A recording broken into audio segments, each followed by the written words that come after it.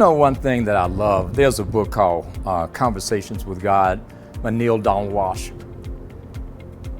You don't really know what that means until you have been up at night wondering how in the heck you're going to keep your car. You parking your car, hiding it in the garage. Okay, maybe not you, but there's somebody doing it. There's somebody right now that is figuring how they're going to get all their stuff out because they just got an eviction notice. There's somebody right now that just got served a warrant and wondering, okay, well, I didn't even do it. Why am I going to court? There's somebody right now that's going through a divorce, or even writing out an obituary for a parent, or a wife, or a husband, or God forbid, a child. If that's the case, my heart goes out to you. But bottom line, when you have to have a conversation with God, you got two ways you can do it, two different ways.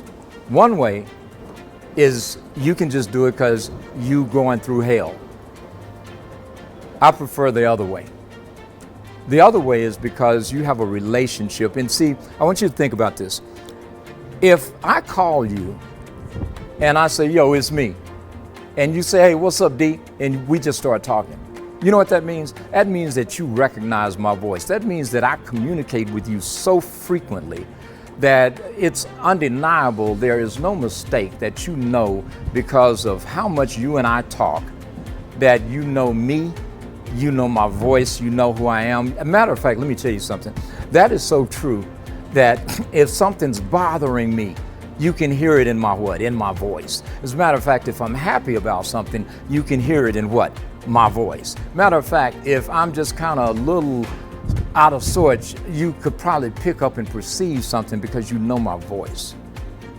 Now, here's the good news. That's bi-directional, meaning that goes both ways.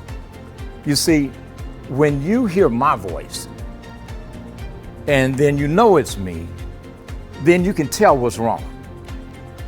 But when I hear your voice, that is, if I shut up long enough to hear your voice, then I realize that you're saying something to me. I know that you're trying to communicate a message to me. That's how it works, man. That's how it works with you and God too, right? It's like if you don't talk to God too often, don't get mad when you start praying and you wondering, well, man, you know, does he hear me? Because he probably does, but you don't know his voice. You don't allow God to talk to you enough. Now, I'm not trying to get religious. Y'all know above all, Dr. Young will curse and say something like this all in the same sentence. So don't get to tripping. Don't start talking about, well, pastor, I'm not your damn pastor. But what I am is a regular guy, just like you, that has had a whole lot of life's highs, a lot of life's lows. And I'm speaking from experience. Now, my credentials, I'm a master certified coach, right? I'm an expert in neuroscience and human behavior, relationships. But what I'm really an expert in is the law of attraction. You see, whatever it is that you expect and believe you will get, here's the catch. You need to learn how to hear when God is talking to you. If you don't use God, say the universe, you know, Mother Nature, whatever you want to say, but I say God. But you need to learn to hear that voice. And when you hear that voice, you need to know when and how to respond. Now, this is part of a series I'm going to do, but this is just the one thing I'm going to leave you with today. When you pray, if you spend 1 minute talking, spend 2 minutes listening. You see, you're going to get back exactly what you deposit and what you put out. And my suggestion to you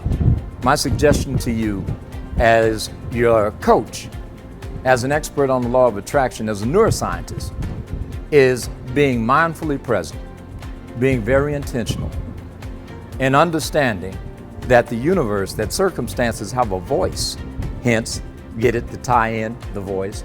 So when your circumstances have a harsh tone, when your circumstances are somewhat elated, learn how to hear the voice of the environment and have your voice resonate with that voice and vice versa. And when you do, the things that you are so desperately seeking will likewise be seeking you. Anyway, this is Dr. D. Yvonne Young, the Reality Check Doctor, and I'll talk to you later. I love you madly.